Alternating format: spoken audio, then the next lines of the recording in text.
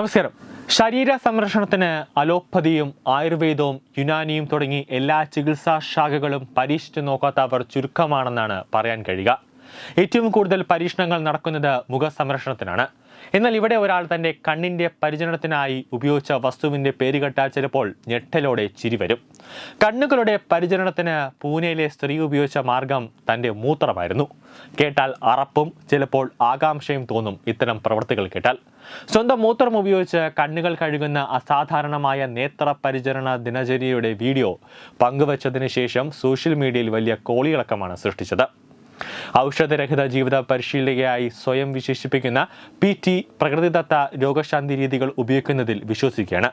അടുത്തിടെ മൂത്രക്കണ്ണ് കഴുകൽ പ്രകൃതിയുടെ സ്വന്തം മരുന്ന് എന്ന അടിക്കുറിപ്പോടെ അവർ ഇൻസ്റ്റാഗ്രാമിൽ ഒരു വീഡിയോ പങ്കിട്ടു.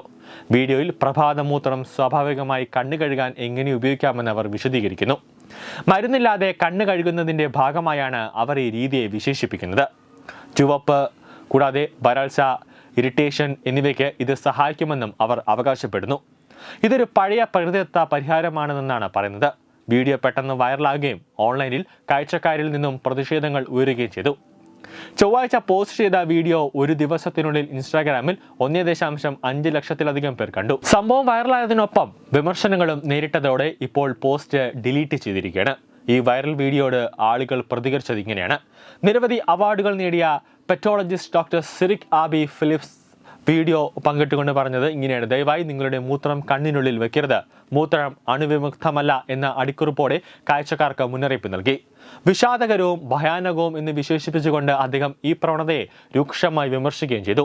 അദ്ദേഹത്തിന്റെ മുന്നറിയിപ്പിനോട് നിരവധി ഉപഭോക്താക്കൾ യോജിച്ചു. അതിനാൽ അദ്ദേഹത്തിന്റെ പോസ്റ്റ് കൂടുതൽ വിമർശനങ്ങൾക്ക് കാരണമായി.